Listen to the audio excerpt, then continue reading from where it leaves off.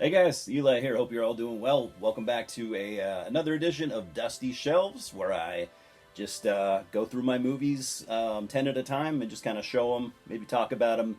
Let's see what's in my collection, and it's a lot of fun to do. So, yeah, here we go. We'll just pick up where we left off last time. I chose to do my horror collection first, but after I do all that, if I get that far, I'll do the other genres and stuff. But horror is always going to be my number one. So, yeah, let's do this. We're gonna start off with the Fly movies. I am a big fan of David Cronenberg's The Fly. So this is the DVD I've had for quite a while. I've owned this movie quite a few times over the years in different various formats and different various packagings and stuff like that. So yeah, the original, well, not the original, the David Cronenberg Fly. Yeah, one of my all-time favorite horror movies. So we'll put that down. And I've shown this before, but I've got the Scream Factory Fly box set where it has all of the Fly movies. It's a nice set, as you can see. I absolutely love it. So what do you have in here? For those that aren't, super familiar with the Fly series, I guess you could call it. So, and I have not seen all these, by the way, which I know is embarrassing. So we've got the Cronenberg Fly, which is, to me, just an all-timer, an all-time classic. Big fan of it. I rewatch it. I wouldn't say consistently, but, probably every 4 or 5 years I rewatch it, and I enjoy it every time just as much as the first time. Then we've got The Fly 2. I'm actually a fan of this one as well. Is it as good as the Cronenberg Fly? No, but I think it's pretty cool. This is directed by Chris Wallace. It's got Eric Stoltz and Daphne Zuniga. It's basically about Martin Brundle, Seth Brundle's son. He is a fly creature, just like his father. He's born out of like a cocoon thing. And I don't know, it's just him basically trying to escape his destiny, which is to basically be, tested on, who knows, tortured, maybe even killed by the U.S. government. So it's him, trying to escape and maybe live a normal life. And you never hear anyone talk about it, and maybe there are reasons for that. But, me personally, I think I've only seen it once, maybe twice, but I enjoy it. I think it's pretty cool. Now, these other three I have not seen. I know, stupid. The original Fly from 1958. Then we've got, from 59, we've got Return of the Fly. I've seen bits and pieces of these movies, but I've never seen them the whole way through. I'll fix that soon, I know. And then from 1965, I guess they took a pretty good break. We've got The Curse of the Fly. So, feel free to tell me how much of a poser I am for not having seen those original Fly movies, or you could just be cool and tell me about what you think of them. Are you a fan of those films? Obviously, I like the modern ones, so I'll get around to them.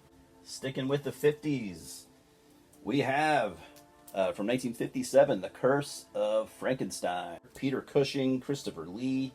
I'm a big fan of this one. I like a lot of the old Frankenstein movies, actually. As far as Hammer and Universal go, Frankenstein is one of my favorite stories. The Frankenstein's monster is one of my favorite horror characters of all time.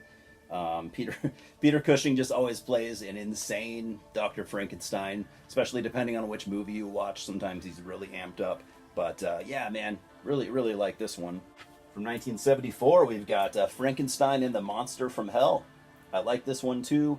It's not perfect, it's not flawless, but I really enjoy it. It's probably in my top 10 Hammer films. I don't know how you guys feel about this one, or I don't know how other Frankenstein, fans feel about this one, where they would put it in their, if they were to rank them or anything like that. But I like it quite a bit. Now, from 1969, we've got Frankenstein Must Be Destroyed, another Hammer Frankenstein. I like this one even more. This one, you've got Peter Cushing just really taking the character of Victor Frankenstein to his really taking him to the next few levels as far as like sleaziness and as far as just despicableness. I mean, there's a scene in here that Peter actually did not want to film If you've seen the movie, you know what it is. I probably could have done without that, but it just, I don't know, it just shows how much of a monster Victor Frankenstein really is. You know, you were never supposed to root for him. You never were really supposed to be on his side. And this movie solidifies that. But it's still Peter Cushing, so it's like anytime Peter Cushing's on the screen, it's hard for me not to root for him. So it's it's a nice conflicting movie, I guess, as far as the character of Victor Frankenstein. But I think this one's really, really good. And from 2015, and completely unrelated to any to any Frankenstein movie, we've got Frankenstein versus the Mummy. This is actually the first feature-length film from Damien Leone of Terrifier fame. So it's not very good. I didn't see this until, I think, really only like 2 or 3 years ago. So I was already this huge Terrifier fan, you know, this Damien Leone fan. And, you know, I figured this would be at least somewhat close to, like, Terrifier. Because, I mean, Terrifier only came out, like, a year or two after this, I think. So, like, I was expecting it to be better. I was expecting maybe it to be more extreme, gorier. It's really not that good on any level. Like, characters, gore, anything, shock value, anything you might want from a movie like this. It's just, it doesn't deliver on really any level. So I have reviewed this on my channel. If you want to watch a review to know a little bit more about it, you can check that out. But yeah, it's not a very good movie. And last but not least, from 2024, we've got Frankie Freako, directed by Steven Kostanski of the Astron 6 Collective. One of my favorite, like, you know, current horror directors. I just think he's awesome. I want him to direct everything. You know, like, I just love his style. It's very, very throwback, very 80s and 90s. You know, he uses a lot of practical effects, lots of like puppetry. I mean, I haven't seen this movie. I should clarify. I'm just going off all his other stuff that I've seen. You know, sometimes claymation stuff, stop motion, all those old tricks that, you know, I just still find super charming. I've enjoyed everything I've seen from him, you know, to different degrees, but still, I'm a fan of, everything he's put out so far.